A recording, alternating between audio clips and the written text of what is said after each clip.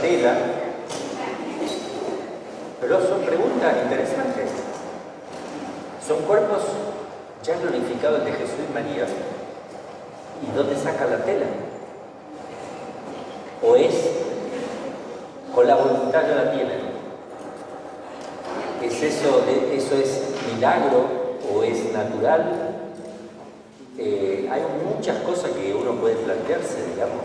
Lo que podemos con certeza saber es que Jesús es su cuerpo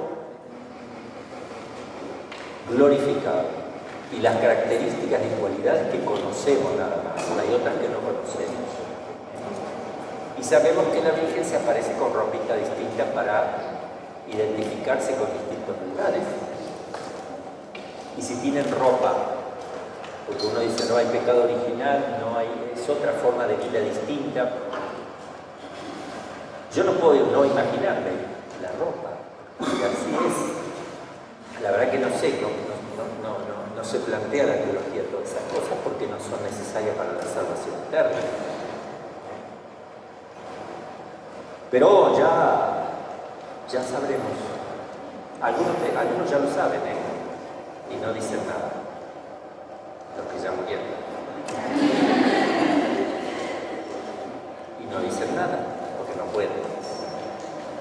Pero los que podemos decir algo, todavía no hemos muerto.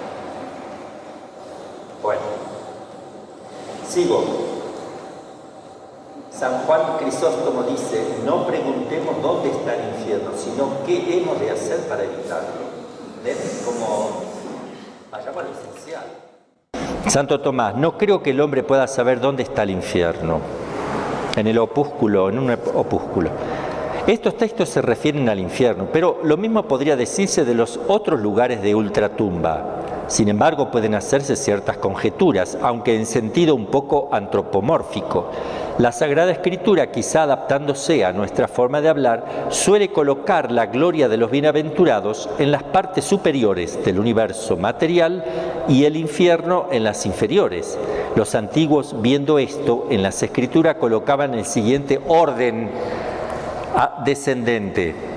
Los antiguos, los cristianos, cielo, tierra, limbo de los patriarcas, que ya no está, el purgatorio, limbo de los niños, el infierno de los condenados. Entonces, arriba o abajo también es relativo, porque yo tengo la cabeza hacia arriba o hacia abajo, porque la tierra va girando, ¿verdad? Así que los que están de este lado también están con la cabeza arriba y apuntan hacia abajo. Y en realidad todo el universo es relativo a algo. Pero, ¿qué quiere decir arriba o abajo? Bueno, hay una forma de entender. Nosotros entendemos que lo de más arriba es más noble que lo de más abajo. Las cosas bajas son lo menos noble, las cosas elevadas son las más nobles. Por eso decimos arriba el cielo, abajo el infierno, para expresar que es una cosa baja, inferior, mala, fea.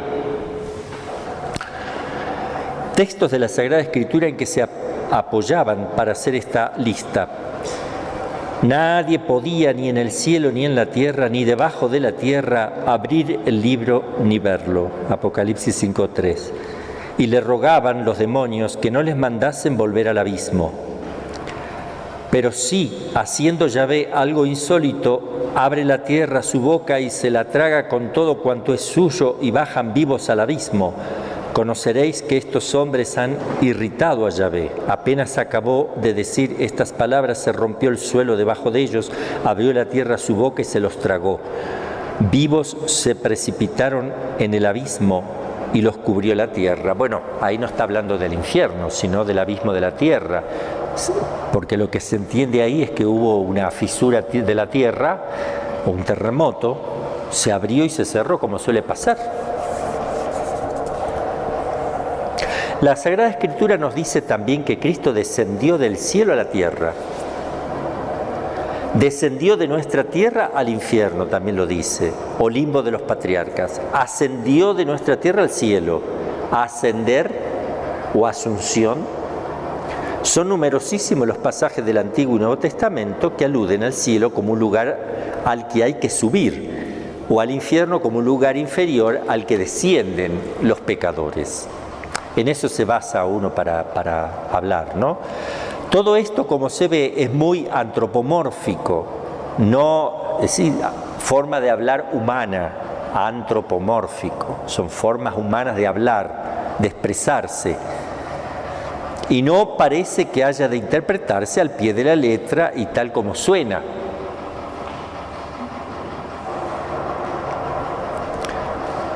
¿Cuándo ingresan en ella las almas a estas moradas? Inmediatamente después de la muerte del cuerpo, las almas ingresan en el lugar que les corresponde. No es la muerte del cuerpo, está mal, lo puso así Rollo Marín, yo lo puse tal cual, pero es la muerte. Porque es separación de alma y cuerpo la muerte. Entonces no es la muerte del cuerpo, la muerte, nada más. Esto ya lo hemos visto al hablar de la sentencia del juicio particular, diciendo que su ejecución es inmediata, según la definición expresada en la Iglesia. Entonces van inmediatamente a esos lugares, a esos tres posibles lugares. Si quitamos el limbo de los niños, y evidentemente tenemos que quitar el seno de Abraham.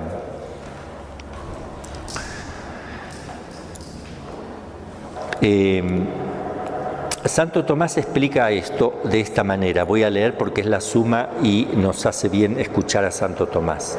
Así como la gravedad o la ligereza de los cuerpos les lleva al lugar en que es el término de su movimiento, por ejemplo, los cuerpos pesados caen al suelo, un globo lleno de aire, pero no como el que soltaron el otro día, sube hacia arriba. De modo semejante, el mérito o los deméritos de las almas les empujan hacia el premio o castigo que les corresponde. Se van como llevadas por su propio peso, por decir así, y como el lugar que se designa a las almas es el que corresponde al premio o castigo que merecen, en el instante mismo en que el alma se desprende de su cuerpo es sumergida en el infierno o vuela al cielo, a no ser que este vuelo sea impedido por algún reato de pena que requiera la previa purificación del alma, como es el purgatorio.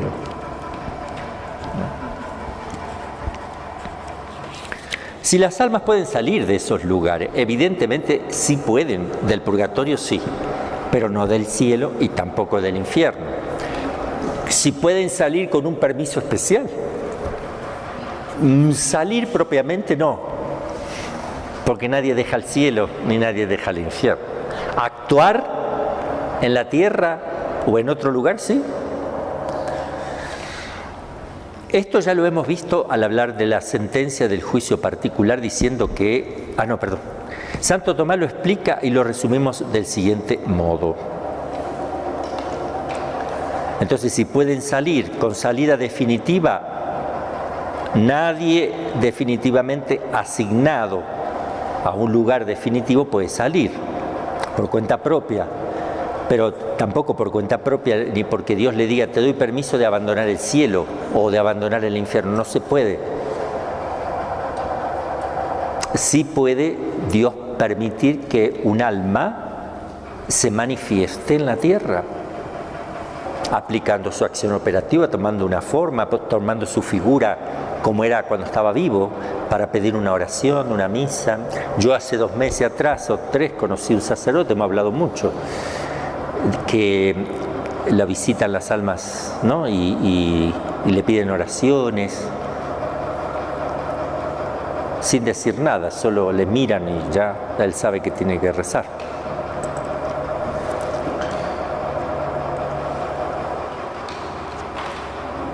Y sabe que son del purgatorio y no del infierno, porque en algún caso se ha aparecido el demonio también. Bueno, con salida provisoria, cuando Dios quiere, los condenados, para enseñanza de los hombres, Pero salir no es con su esencia, sino aplicando su acción operativa, para infundir horror al pecado. Las almas del purgatorio para implorar sufragios, no es que dejan el purgatorio, aplican su acción. Siempre que quieren, en virtud de la gloria, los bienaventurados para bien de aquellos a quienes se aparecen. También un santo se puede aparecer aplicando su acción operativa. El que no necesita aplicar acción operativa es Cristo y María, que se presentan tal cual. ¿Me entienden? Cuando nosotros tengamos el cuerpo vamos a poder.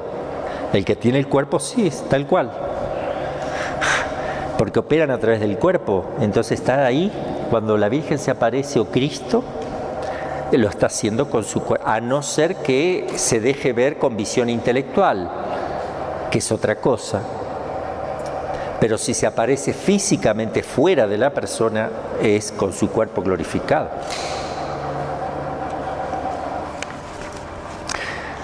Ahora vamos a dejar este tema de las moradas, que es suficiente lo que vimos, y vamos a empezar con el tema del infierno. Este es el primero de los lugares. Todo lo que vimos hasta aquí es toda una introducción, de alguna manera. Porque la muerte también, la muerte es como el paso a esta realidad que vamos ahora a ver, o como la bisagra o el gozne, donde a partir de ahí vamos a analizar 4 realidades, 3 más que nada: el infierno, el cielo y el purgatorio. Después la segunda venida, la resurrección de los cuerpos, que es otra cosa. Pero aquí vamos a hablar de lugares, y el primero de ellos que vamos a tocar es el tema del infierno. Como siempre me gusta poner a mí el catecismo, es cortito, pongo lo esencial, que son 5 números del catecismo, del cual si alguno tiene micrófono puede ayudarme a leer. Clarito leemos lo que dice el catecismo, la enseñanza de la Iglesia. Salvo que elijamos libremente amarle, no podemos estar unidos con Dios. Pero no podemos amar a Dios si pecamos gravemente contra Él, contra nuestro prójimo o contra nosotros mismos. Quien no ama permanece en la muerte. Todo el que aborrece a su hermano es un asesino, y sabéis que ningún asesino tiene vida eterna permanente en él. Primera de Juan 3, 14, 15.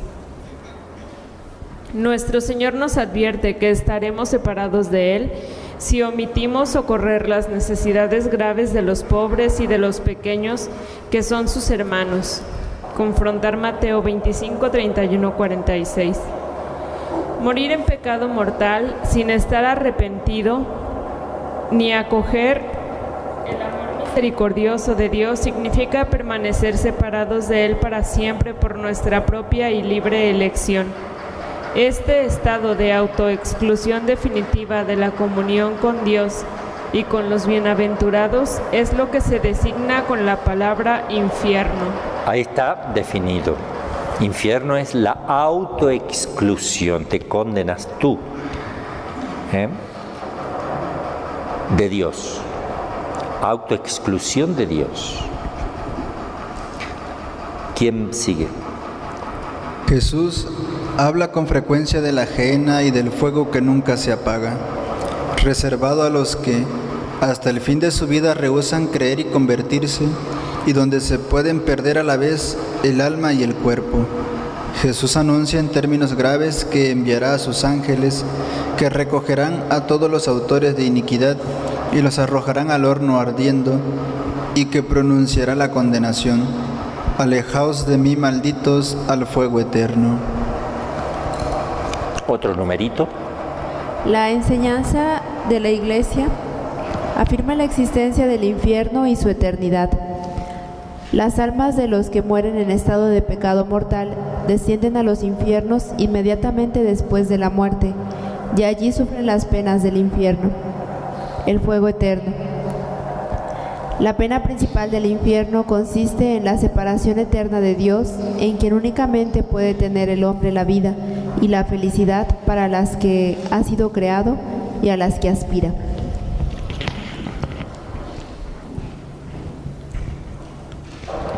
Las afirmaciones de la Escritura y las enseñanzas de la Iglesia a propósito del infierno son un llamamiento a la responsabilidad con la que el hombre debe usar de su libertad en relación con su destino eterno. Constituyen al mismo tiempo un llamamiento apremiante a la conversión. Entrad por la puerta estrecha, porque ancha es la puerta y espacioso el camino que lleva a la perdición. Y son muchos los que entran por ella, mas qué estrecha la puerta y qué angosto el camino que lleva a la vida, y pocos son los que la encuentran. Como no sabemos ni el día ni la hora, es necesario, según el consejo del Señor, estar continuamente en vela, para que así, terminada la única carrera que es nuestra vida en la tierra, mereceremos entrar con Él en la boda y ser contados entre los santos, y no nos manden ir, como siervos malos y perezosos, al fuego eterno, a las tinieblas exteriores, donde habrá llanto y rechinar de dientes. Dios no predestina a nadie a ir al infierno. Para que eso suceda es necesario una aversión voluntaria a Dios, un pecado mortal, y persistir en él hasta el final. En la liturgia eucarística y en las plegarias diarias de los fieles, la Iglesia implora la misericordia de Dios, que quiere que nadie perezca, sino que todos lleguen a la conversión. Acepta, Señor, en tu bondad esta ofrenda de tus siervos y de toda tu familia santa. Ordena en tu paz nuestros días. Líbranos de la condenación eterna y cuéntanos entre tus elegidos. Bien, hasta ahí el catecismo. Hay otras cosas más que habla del infierno, pero ahí lo tenemos un poco sintetizado. Por tanto, el infierno, inmediatamente el que muere en pecado mortal va al infierno y hay un castigo eterno. Esa es la síntesis. Inmediatamente, quien muere en pecado mortal, inmediatamente va al infierno, condenado eternamente con penas. La principal es la no visión de Dios y las secundarias son las penas de daño con las que participa también el cuerpo. Después, porque el alma también tiene penas de daño de alguna manera a través del cuerpo. Introducción. Vamos a distinguir siempre lo que es de fe, que como tal es indiscutible para todo católico, de lo que son conjeturas y probabilidades debidas al ingenio de los teólogos. Entonces, nosotros vamos a ir diciendo, esto es de fe, esto hay que creer, necesariamente. La experiencia de muchos misioneros atestigua de manera irrefragable cuán eficaz suele ser la exposición serena y equilibrada de la verdad sobre el infierno para despertar de su letargo las conciencias de tantos pecadores a quienes el olvido de las grandes verdades eternas tenía sumergido en las tinieblas del pecado. Hace mucho bien el tema del infierno. Yo cuando me ordené de sacerdote, los primeros años me gustaba salir mucho a misionar, salía a misionar, qué sé yo, un mes entero, donde iba con los seminaristas a lugares muy carentes de sacerdotes, pueblos, barrios grandes, y ahí hacíamos las misiones, salíamos por casa, y a la tarde hacíamos la gran predicación con procesión de la Virgen y después la misa. La predicación aparte duraba 1 hora y media, tipo conferencia, donde se hablaba claramente del infierno, del pecado, de la muerte, de la gracia, de la existencia de Dios, todas las verdades fundamentales, y sacudía a la gente que lloraban y pedían perdón, y después nos poníamos a confesar varios sacerdotes, mucha gente, y es muy lindo eso. Acá es como que le da miedo un poco hacer eso por las calles, ¿no? Y yo creo que podríamos hacerlo, hacer ahí, revolucionar todo. Si a nosotros nos permitieran ir, qué sé yo, 15 días desde acá a Barrio Zabal, sería lindo, hacer una misión allí, que podríamos preguntar también la posibilidad para el año que viene de tomar una zona en todo caso y hacer ahí. Además está la predicación del sacerdote y están Después de eso y después de la misa, que no es más tarde que las 6:30, 7, vienen las actividades con jóvenes y niños y adultos y matrimonios, y se preparan para la comunión, para la confirmación. Hay mucha actividad, porque en esos 20 días se preparan para hacer comunión, confirmación, para confesarse, para casarse, regularizar matrimonios, un montón de cosas, donde tiene que haber muchos sacerdotes ahí trabajando también, que no dan abasto, confesando y más que nada administrando sacramentos. Y eso lo puede hacer el contemplativo con apostolado a cargo también, que se puede hacer cada 6 meses o cada 3 meses, se hace una misión de 20 días en algún lugar, y es muy lindo, es la primera conversión de la gente que les hace tanto bien. Bueno, San Ignacio, por experiencia personal, incluye en los ejercicios espirituales todo el tema del infierno. Garrigou-Lagrange dice esto: lamentablemente hoy se predica poco sobre este asunto y se deja caer en el olvido una verdad tan saludable. No se reflexiona bastante que el temor del infierno es el principio de la prudencia y conduce a la conversión. En este sentido se puede decir que el infierno ha salvado muchas almas. Además, circulan muchas objeciones demasiado superficiales contra la existencia del infierno que a algunos creyentes les parece que responden a la verdad con mejores títulos que las respuestas tradicionales. ¿Por qué? Porque no han profundizado ni han querido desentrañar esas respuestas. La Santísima Virgen de Fátima ha hecho recurso de una visión a los pequeños pastorcitos de Fátima para que no olvidemos la realidad y gravedad de esta verdad de fe. Recordemos aquí el relato de la sierva de Dios, Sor Lucía, y los comentarios de las repercusiones de la visión que han tenido del infierno. Acá va con los comentarios que ella hace en algunos momentos de la obra, las memorias y otros comentarios. Así que lo vamos a leer despacio, así la gente nos acompaña con la lectura que vamos a hacer aquí. Vamos a ir variando para que la voz cambie. Así que vamos a empezar leyendo esta partecita. Son como 3 hojas que yo prefiero que lo leamos entre todos por si hay que comentar algo. Adelante la lectura. Con fuerza, además, porque yo no sé si es porque el sonido va para allá, pero yo mucho no escucho. Tercera aparición, 13 de julio de 1917. Momentos después de haber llegado a Cova de Iría, junto a la carrasca, entre una numerosa multitud del pueblo, estando rezando el rosario, vimos el resplandor de la acostumbrada luz y enseguida a Nuestra Señora sobre la carrasca. Continúa Lucía. ¿Qué quiere usted de mí? Pregunté. Quiero que vengáis aquí el día 13 del mes que viene, que continuéis rezando el rosario todos los días, en honor de Nuestra Señora del Rosario, para obtener la paz del mundo y el fin de la guerra, porque solo ella lo puede conseguir. Quería pedirle que nos dijera quién es, que haga un milagro para que todos crean en usted, que usted se nos aparece.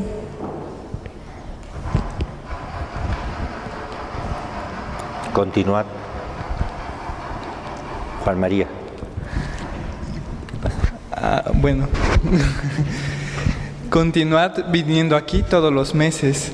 En octubre diré quién soy y lo que quiero, y haré un milagro que todos han de ver para creer. Aquí hice algunas peticiones que no recuerdo bien cuáles fueron. Lo que sí recuerdo es que Nuestra Señora dijo que era preciso rezar el rosario para alcanzar esas peticiones durante el año y continuó. Sacrificaos por los pecadores. Decid muchas veces, en especial cuando hagáis algún sacrificio: oh Jesús, es por tu amor, por la conversión de los pecadores y en desagravio por los pecados cometidos contra el Inmaculado Corazón de María. Al decir estas últimas palabras, abrió de nuevo las manos como en los meses pasados. El reflejo parecía penetrar en la tierra y vimos como un mar de fuego. Sumergidos en ese fuego, los demonios y las almas, como si fuesen brasas transparentes y negras o bronceadas, con forma humana que fluctuaban en el incendio, llevadas de las llamas que de ellas mismas salían, juntamente con nubes de humo cayendo por todos los lados, semejantes al caer de las pavesas en los grandes incendios, sin peso ni equilibrio, entre gritos y gemidos de dolor y desesperación, que horrorizaban y hacían estremecer de pavor. Debe de haber sido a la vista de esto cuando dije aquel ay que dicen haberme oído. Los demonios se distinguían por formas horribles y asquerosas de animales espantosos y desconocidos, pero transparentes como negros carbones en brasa. Asustados y como para pedir socorro, levantamos la vista hacia Nuestra Señora, que nos dijo entre bondadosa y triste: Habéis visto el infierno, a donde van las almas de los pobres pecadores. Para salvarlas, Dios quiere establecer en el mundo la devoción a mi Inmaculado Corazón. Si hicieran lo que os voy a decir, se salvarán muchas almas y tendrán paz. La guerra va a acabar. Pero si no dejan de ofender a Dios, en el reinado de Pío XI comenzará otra peor. Cuando veáis una noche alumbrada por una luz desconocida. Se trata de la aurora boreal que aconteció en la noche del 25 al 26 de enero de 1938. Sabed que es la grande señal que Dios os da de que va a castigar al mundo por sus crímenes, por medio de la guerra, del hambre y de persecuciones a la Iglesia y al Santo Padre. Para impedirla, vendré a pedir la consagración de Rusia a mi Inmaculado Corazón y la comunión reparadora de los primeros sábados. Si atendieran mis peticiones, Rusia se convertirá y habrá paz. Si no, esparcirá sus errores por el mundo, promoviendo guerras y persecuciones a la Iglesia. Los buenos serán martirizados. El Santo Padre tendrá que sufrir mucho. Varias naciones serán aniquiladas. Por fin, mi Inmaculado Corazón triunfará. El Santo Padre me consagrará Rusia, que se convertirá, y será concedido al mundo algún tiempo de paz. En Portugal se conservará siempre la doctrina de la fe, etc. Esto no se lo digáis a nadie. A Francisco sí podéis decirlo. Cuando recéis el rosario, diréis después de cada misterio: Oh Jesús mío, perdónanos, líbranos del fuego del infierno, lleva todas las almas al cielo, principalmente las más necesitadas. Transcurrido un instante de silencio, pregunté: ¿Usted no quiere de mí nada más? No, hoy no quiero nada más de ti. Y como de costumbre, comenzó a elevarse en dirección al naciente, hasta desaparecer en la inmensa lejanía del firmamento. Excelentísimo y reverendísimo señor obispo, dije ya a vuestra excelencia reverendísima en las anotaciones que le envié una vez leído el libro Jacinta, que ella se impresionaba muchísimo con algunas de las cosas reveladas en el secreto. Ciertamente era así. Al tener la visión del infierno, se horrorizó de tal manera que todas las penitencias y mortificaciones le parecían nada para salvar de allí algunas almas. Bien, ahora respondo yo al segundo punto de su interrogación, que de muchos sitios hasta aquí me han llegado. ¿Cómo es que Jacinta, siendo tan pequeñita, se dejó poseer y llegó a comprender tan gran espíritu de mortificación y penitencia?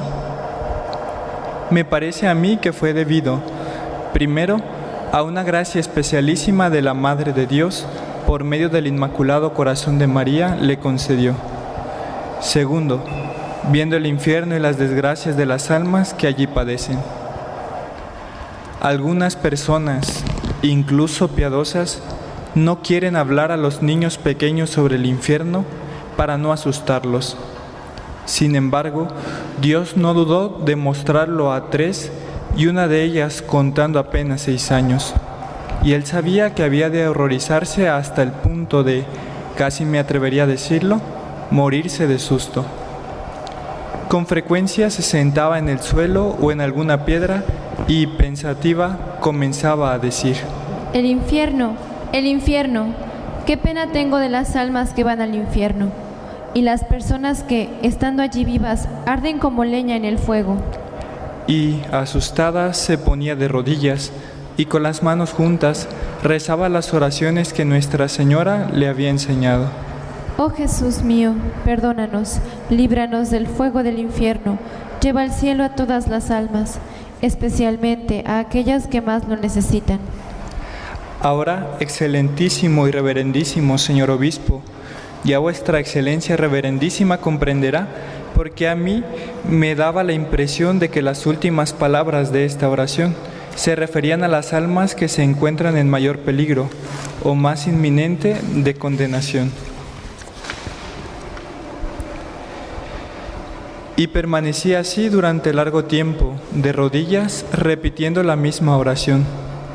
De vez en cuando me llamaba a mí o a su hermano, como si despertara de un sueño.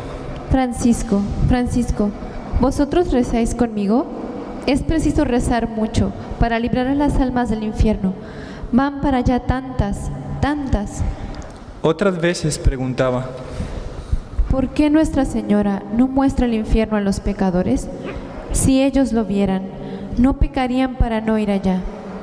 Has de decir a aquella señora que muestre el infierno a toda aquella gente. Se refería a los que se encontraban en Cova de Iría en el momento de la aparición. Verás cómo se convierten.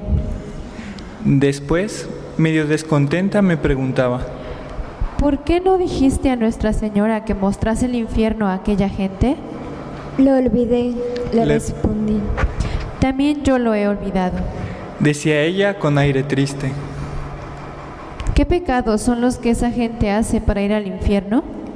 No sé, tal vez el pecado de no ir a misa los domingos, de robar, el decir palabras feas, maldecir, jurar. ¿Y solo así, por una palabra, van al infierno? Claro, es pecado. ¿Qué trabajo les costaría el estar callados e ir a misa? Qué lástima me dan los pecadores, si yo pudiera mostrarles el infierno. Algunas veces, de una manera repentina, se agarraba a mí y me decía: yo voy al cielo, pero tú te quedas aquí. Si Nuestra Señora te lo permitiera, di a todo el mundo cómo es el infierno, para que no cometan pecados y no vayan allá. Otras veces, después de estar un poco de tiempo pensando, decía: tanta gente que va al infierno, tanta gente en el infierno. Para tranquilizarla, yo le decía: no tengas miedo, tú irás al cielo. Voy, decía con paz. Pero yo quisiera que todas aquellas gentes fueran también allá. Cuando ella, por mortificarse, no quería comer, yo le decía: Jacinta, anda, ahora come. No, ofrezco este sacrificio por los pecadores que comen más de la cuenta. Cuando durante la enfermedad iba algún día a misa, le decía: Jacinta, no vengas, tú no puedes, hoy no es domingo. No importa, voy por los pecadores, que no van ni los domingos. Si alguna vez oía algunas de esas palabras que alguna gente hacía alarde de pronunciar, se cubría la cara con las manos y decía: Dios mío, ¿no saben estas gentes que por pronunciar estas cosas pueden ir al infierno? Jesús mío, perdónales y conviértelas. Cierto es que no saben que con esto ofenden a Dios. Qué lástima, Jesús mío. Yo rezo por ellos. Y repetía la oración enseñada por Nuestra Señora. Oh Jesús mío, perdónanos, etc. Sigue diciendo Lucía: ya dije en las anotaciones que envié sobre el libro Jacinta que ella se impresionaba mucho con algunas cosas reveladas en secreto, por ejemplo, con la visión del infierno, con la desgracia de tantas almas que para allá iban, la guerra futura, cuyos horrores ella parecía tener presentes, le hacían estremecer de miedo. Cuando la veía muy pensativa, le preguntaba: Jacinta, ¿en qué piensas? Y no pocas veces respondía: En esa guerra que ha de venir, en tanta gente que ha de morir e ir al infierno. ¡Qué pena! Si dejasen de ofender a Dios, no vendría la guerra, ni tampoco irían al infierno. Tanto impresionó a Jacinta la meditación del infierno y de la eternidad, que a veces, jugando, preguntaba: Pero, oye, después de muchos años, ¿el infierno no se acaba? Y otras veces: ¿Y los que allí están, en el infierno ardiendo, nunca se mueren? ¿Y no se convierten en cenizas? ¿Y si la gente reza mucho por los pecadores, el Señor los libra de ir allí? ¿Y con los sacrificios también? Pobrecitos, tenemos que rezar y hacer muchos sacrificios por ellos. Después añadía: Qué buena es esa señora, y nos prometió llevarnos al cielo.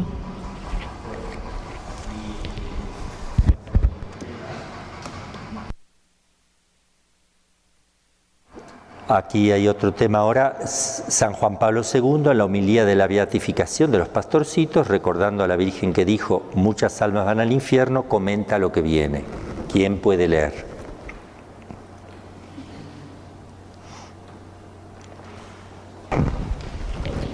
San Juan Pablo II, en la homilía de beatificación de los pastorcitos, recordando a la Virgen que dijo: muchas almas van al infierno. Con su solicitud materna, la Santísima Virgen vino aquí a Fátima a pedir a los hombres que no ofendieran más a Dios nuestro Señor, que ya ha sido muy ofendido. Su dolor de madre le impulsa a hablar. Está en juego el destino de sus hijos.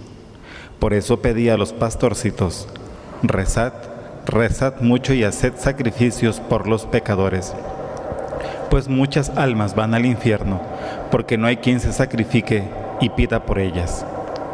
La pequeña Jacinta sintió y vio como suya esta aflicción de la Virgen, ofreciéndose heroicamente como víctima por los pecadores.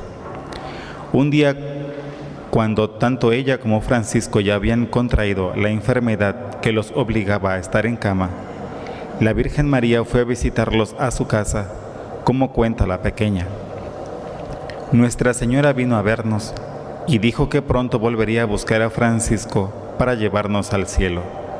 Y a mí me preguntó si aún quería convertir a más pecadores. Le dije que sí, y al acercarse el momento de la muerte de Francisco, Jacinta lo recomienda. Da muchos saludos de mi parte a nuestro Señor y a Nuestra Señora, y diles que estoy dispuesta a sufrir todo lo que quieran con tal de convertir a los pecadores. Jacinta se había quedado tan impresionada con la visión del infierno durante la aparición del 13 de julio. Sigue diciendo al Papa que todas las mortificaciones y penitencias le parecían poca cosa con tal de salvar a los pecadores. El mensaje de Fátima es un llamado a la conversión, alertando a la humanidad para que no siga el juego del dragón que con su cola arrastró un tercio de las estrellas del cielo y las precipitó sobre la tierra. La meta última del hombre es el cielo, su verdadera casa, donde el Padre Celestial, con su amor misericordioso, espera a todos. Dios quiere que nadie se pierda. Por eso, hace 2000 años, envió a la tierra a su Hijo a buscar y salvar a los que estaban perdidos. Él nos ha salvado con su muerte en la cruz, que nadie haga vana esa cruz. Bueno, también Santa Teresa de Ávila se expresa sobre el infierno. Vamos a leer esa partecita, Madre Gloria. Adelante, Miriam. Sentí un fuego en el alma, que yo no puedo entender cómo decir de la manera que es.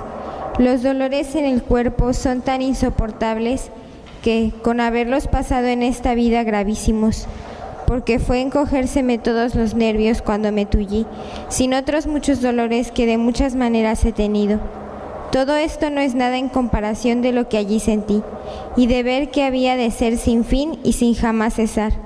Esto no es nada en comparación del agonizar del ánima, un apretamiento, un ahogamiento, una aflicción tan sentida, y con tan desesperado y afligido descontento, que no sé yo cómo encarecerlo, porque decir que es un estarse siempre arrancando el alma es poco. El caso es que yo no sé cómo encarezca el fuego interior y aquel desesperanzamiento sobre tan gravísimos tormentos y dolores. No sentía yo quién me los daba, mas sentíame quemar y desmenuzar. Y digo que aquel fuego y desesperación interior es lo peor. Estando en tan pestilencial lugar, tan sin poderse esperar consuelo, no hay sentarse ni echarse, ni hay lugar, aunque me pusieron en este como agujero hecho en la pared, porque estas paredes, que son espantosas a la vista, aprietan ellas mismas y todo ahoga. No hay luz, sino todo tinieblas oscurísimas. Yo no entiendo cómo puede ser esto que, con no haber luz, lo que a la vista ha de dar pena, todo se ve. Ahora vamos a ver lo que describe Santa Faustina, que tuvo una visión del infierno también, para que veamos comparativamente con lo que vieron los pastorcitos, con lo que dice Santa Teresa, que a pesar de la oscuridad se ven los demonios entre sí, lo mismo. A ver quién puede leer.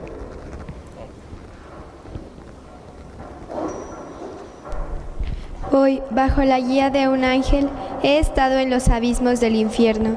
Es un lugar de grandes tormentos, en toda su extensión espantosamente grande. Estas son las varias penas que he visto. La primera, la que constituye el infierno, es la pérdida de Dios. La segunda, los continuos remordimientos de conciencia. La tercera, el conocimiento de que aquella suerte no cambiará jamás. La cuarta pena es el fuego que penetra el alma, pero no la aniquila. Es una pena terrible, es un fuego puramente espiritual, encendido de la ira de Dios. La quinta pena es la oscuridad continua, un horrible sofocante hedor, y a pesar de la oscuridad, los demonios y las almas condenadas se ven entre sí, y ven todo el mal de los demás y el propio. La sexta pena es la compañía continua de Satanás. La séptima pena es la tremenda desesperación, el odio de Dios, las imprecaciones, las maldiciones, las blasfemias.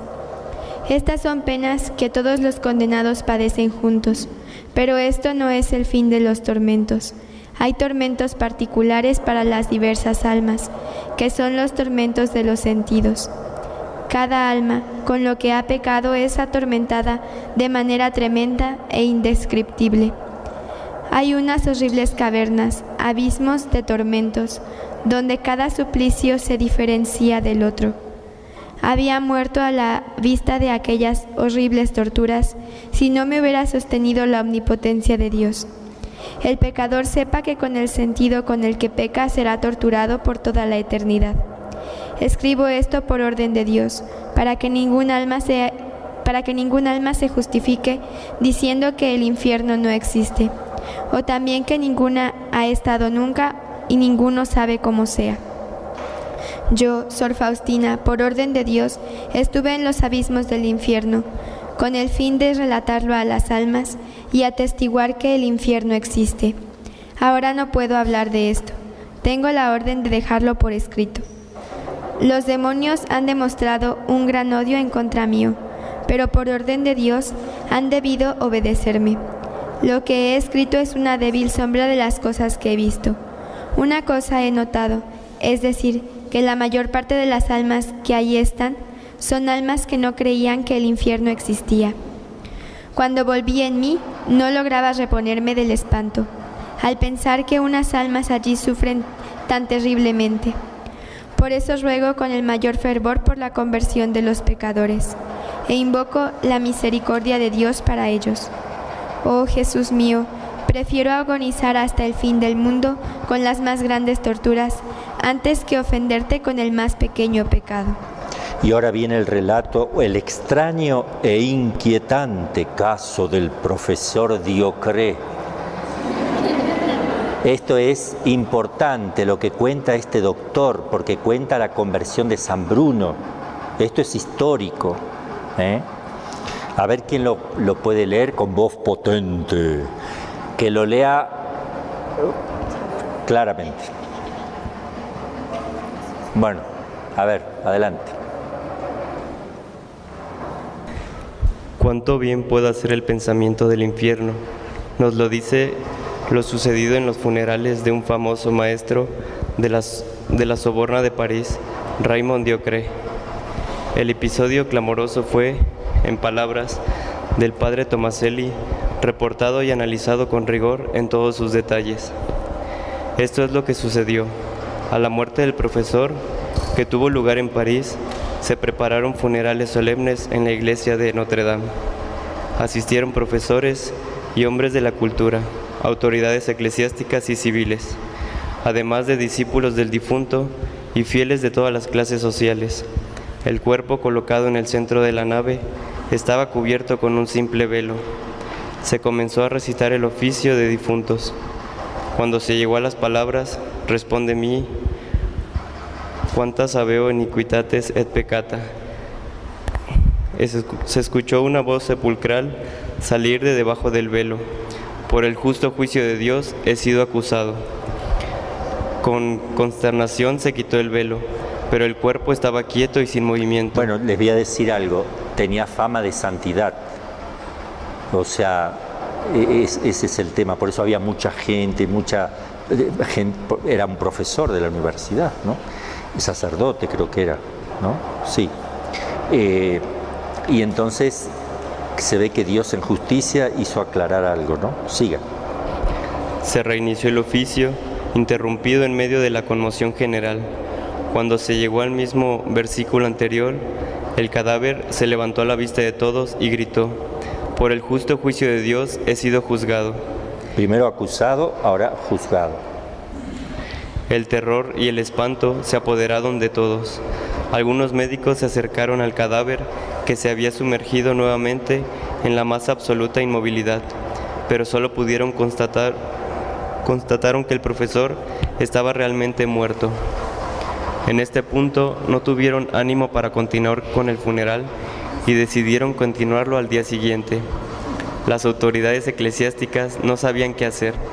Algunos decían que estaba condenado y no se podía rezar por él. Otros dijeron que todavía no había certeza de la condena. A pesar de haber sido acusado y juzgado, el obispo ordenó que se reiniciara la recitación del oficio de difuntos. Pero cuando se llegó nuevamente al mismo versículo, el cadáver se levantó y gritó: por el justo juicio de Dios he sido condenado al infierno para siempre.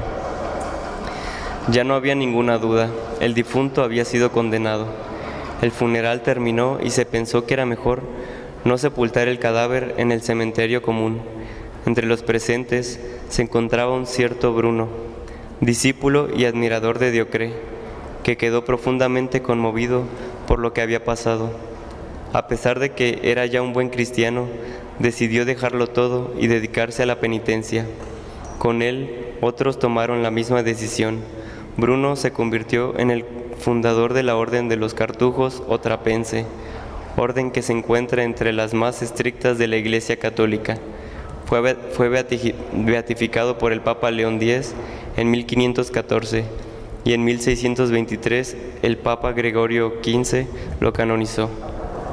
Tremendo el caso histórico, con todas las autoridades, todos testigos médicos y aparte este hombre con otros más que deciden hacer la orden más estricta. Miren el susto que se dieron y que la orden más estricta a la Cartuja, ¿verdad? Sale de ahí, de este testimonio tremendo.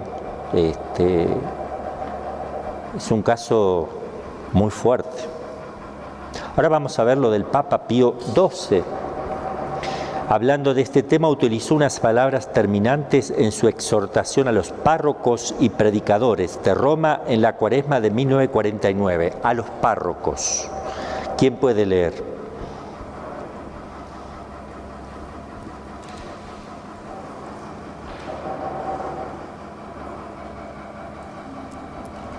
Bueno, leo yo. No hay pues tiempo que perder en contrarrestar con todas las fuerzas este resbalar de nuestras propias filas en la irreligiosidad y para despertar el espíritu de oración y de penitencia. La predicación de las primeras verdades de la fe y de los fines últimos no solo no ha perdido su oportunidad en nuestros tiempos, sino que ha venido a ser más necesaria y urgente que nunca. Incluso la predicación sobre el infierno, sin duda alguna, hay que tratar ese asunto con dignidad y sabiduría, pero en cuanto a la sustancia misma de esa verdad, la Iglesia tiene ante Dios y ante los hombres el sagrado deber de anunciarla, de enseñarla sin ninguna atenuación, como Cristo la ha revelado. Y no existe ninguna condición de tiempos que pueda hacer disminuir el rigor de esta obligación. Esto obliga en conciencia a todo sacerdote, a quien en el ministerio ordinario o extraordinario se ha confiado el cuidado de amaestrar, avisar y guiar a los fieles. Es verdad que el deseo del cielo es un motivo en sí mismo más perfecto que el temor de la pena eterna, pero de esto no se sigue que sea también para todos los hombres el motivo más eficaz para tenerlos lejos del pecado y convertirlos a Dios. Bien, después vamos a ver algunos santos que tuvieron experiencias místicas también en su momento. Ahora vamos a ver un cuadro gráfico de lo que vamos a ir viendo y exponiendo para que tengamos una visión de conjunto. Primero, la existencia del infierno, si existe y si está enseñado. Segundo, ¿qué es el infierno? La naturaleza. Y vamos a ver la pena de daño, que consiste en no ver nunca a Dios, la pena de sentido, purificar también el cuerpo.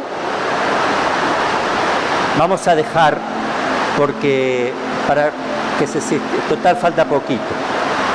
Vamos a dejar aquí.